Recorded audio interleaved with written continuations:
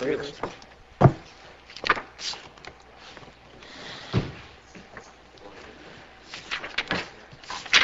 you joining us? Yes, please.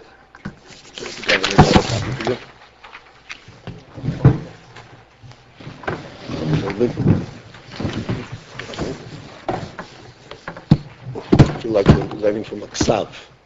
You know what a ksav is? Years ago, before they printed all this for it. As a matter of fact, when I was in yeshiva, we learned Samach Vov from typewritten, stenciled. And before that used to be from a ksav, handwritten.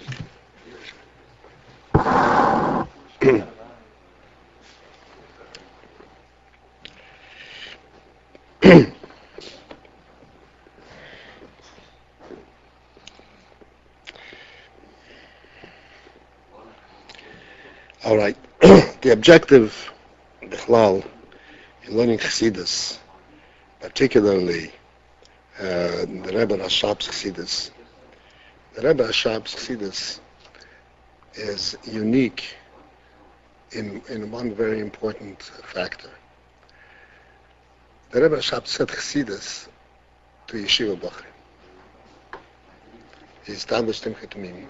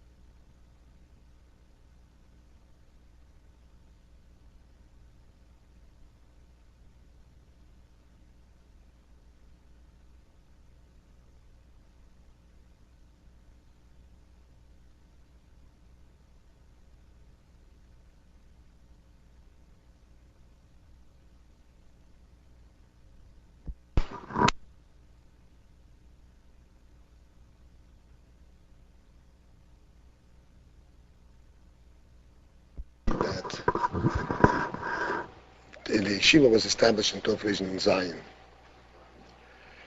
And over the years, the Mamorim became more intricate, deeper, and the depth consisted not only that it was more involved, but that it actually touched on the inside more clearly, not superficially, not just touching it, but actually getting in the guts of the union as the years progressed. Rosh Samach was like a benchmark state. This was the yeshiva was already 10 years old, and there were many Talmidim that were of very high caliber.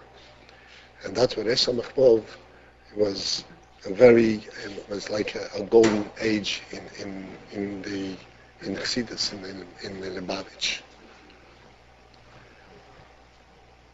And then, of course, we know that the greatest of the Eros HaMsheichim was in Tov Reish Ayin Beis, the Hemshech of Tov Terav, Tov Reish Ayin Beis, which is clearly much deeper, much on a higher level than even Reish Samach Vav. Between Reish Samach Vav and Ayin Beis, there are also several Hemsheichim.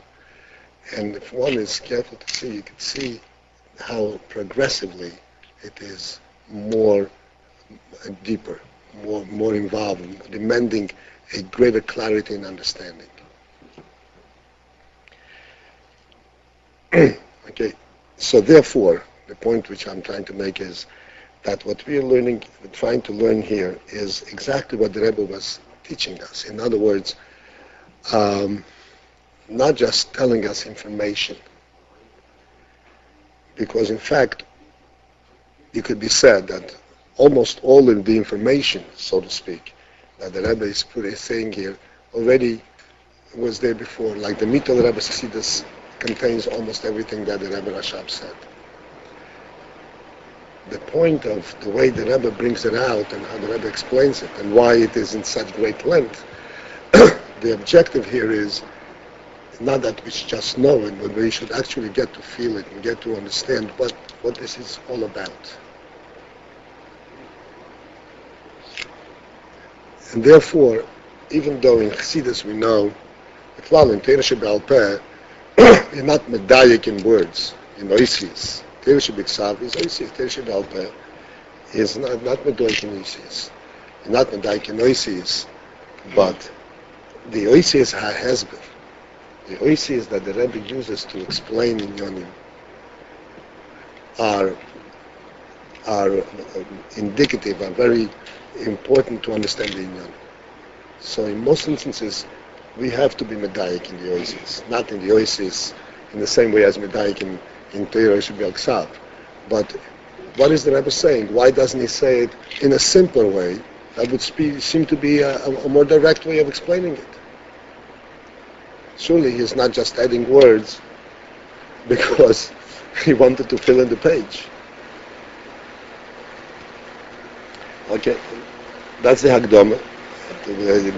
And the reason I'm bringing the Hagdama is because you should expect that I'm going to be stopping and sometimes elaborating and trying to point out what the Rebbe is saying in a way that will take up a long time. And therefore, in terms of covering ground, in terms of the geographical accomplishment, will be small. But in fact, this is what these Maimorim are meant for.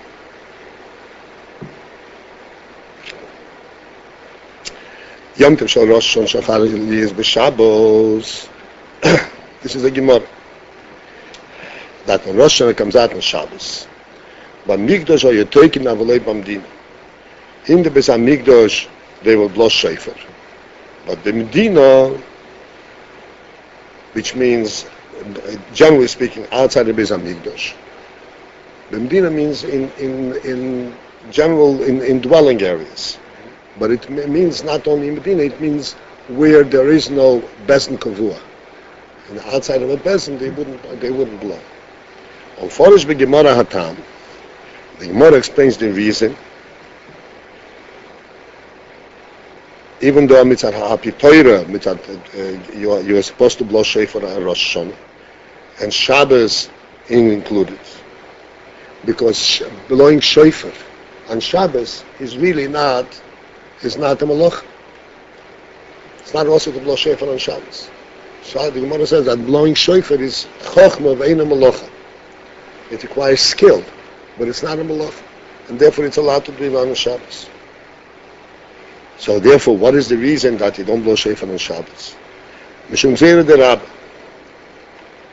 This is a Gzeira that the Rabba explained. The Omar Rabba, the Rabba said, Hakol chayovim b'tkiyas shofar, since that all are obligated to hear shofar, or to blow the shofar. Ve'ein hakol b'kim b'tkiyas shofar, and not all are capable and knowledgeable how to blow shofar.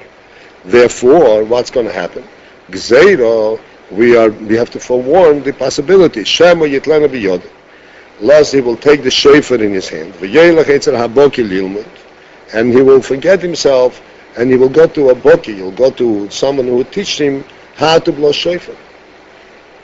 V'avirenu daladam et b'shuzorab, and therefore he'll be over on Havor and Shabbos. This thing that it's chokhmah and not malacha, and it's negative question. It still would be usher in regular Shabbos. It's not exerim and malacha. It's exerim just because it's usher. Hashmos koil. Hashmos koil. Yeah, but it's also exerim. Okay, so it's I'll tell you. The infant Hashmos scale is mitzad tikkun keli.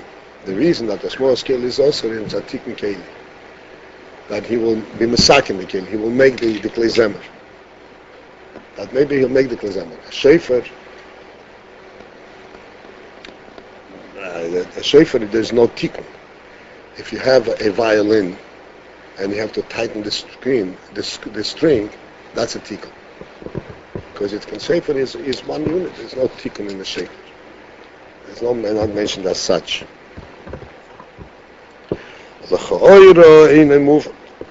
Now, it would seem hard to understand this explanation. Ma'ro Chazal. How did the Chazal justify to uproot a mitzvah from the Torah? Meshum Chash Gzeira B'Yalma. Because for some forewarning of fear of some kind of an error. And then further, this chash, that he forget himself, forget it's Shabbos, forget it's not allowed to carry, is for hadyetim v'kalei hadas, is for simpletons, and v'kalei hadas, and light-minded persons, people.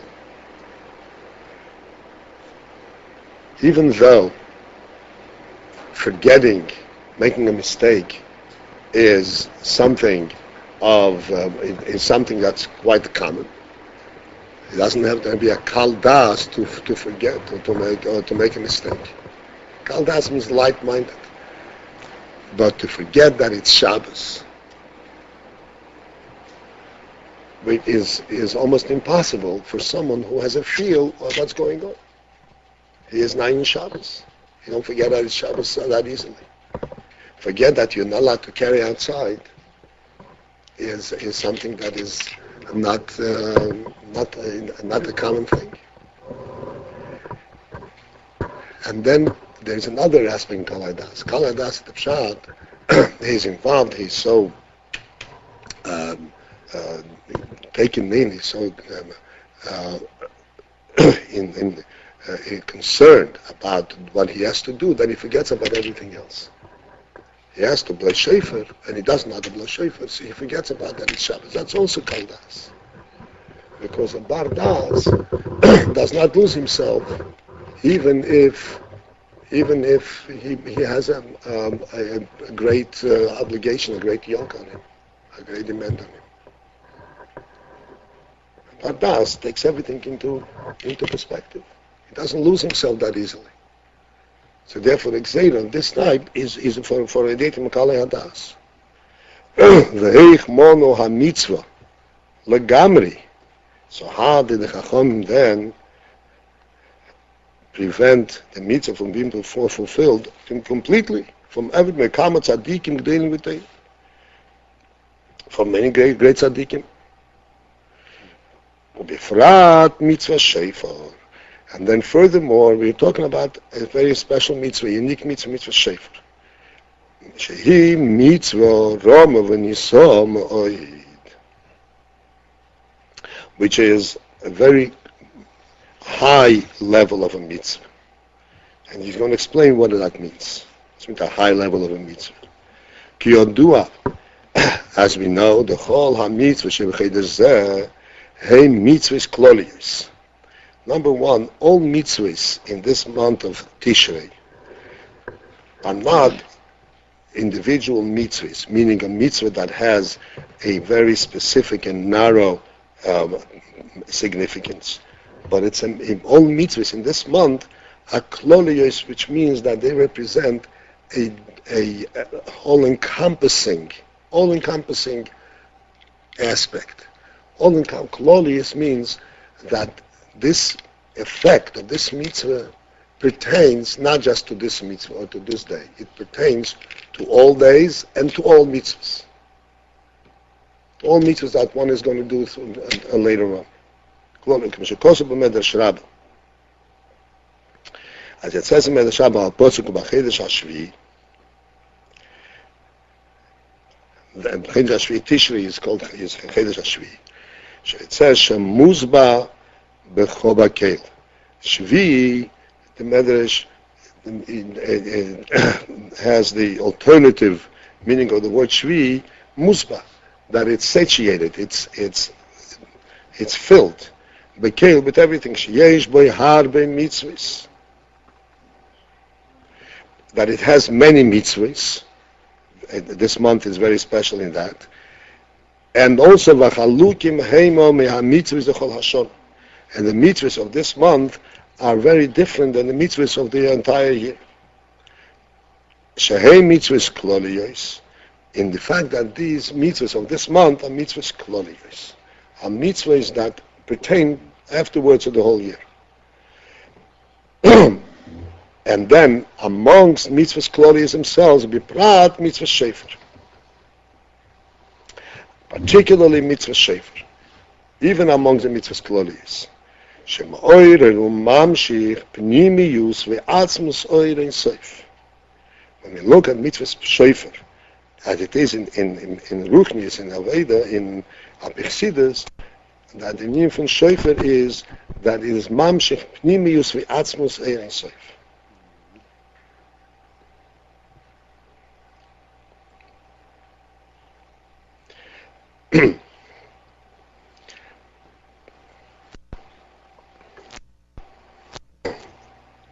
These terms, pnimius v'atzmus, and the union oil in sof, we will eventually discuss more greater insight and greater breadth.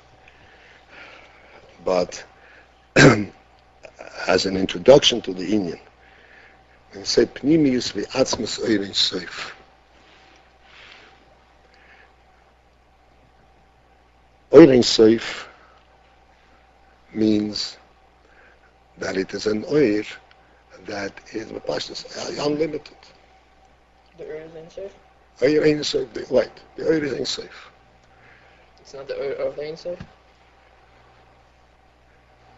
They're both Eichen. The Oir Ein Sof, the Pashas means the Oir is Ein Sof.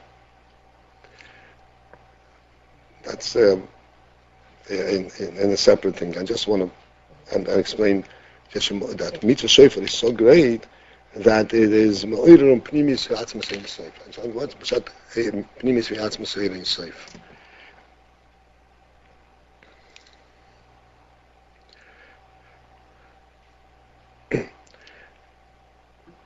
The Pashtus. How do we relate? How do we understand the Indian of Ein Sof?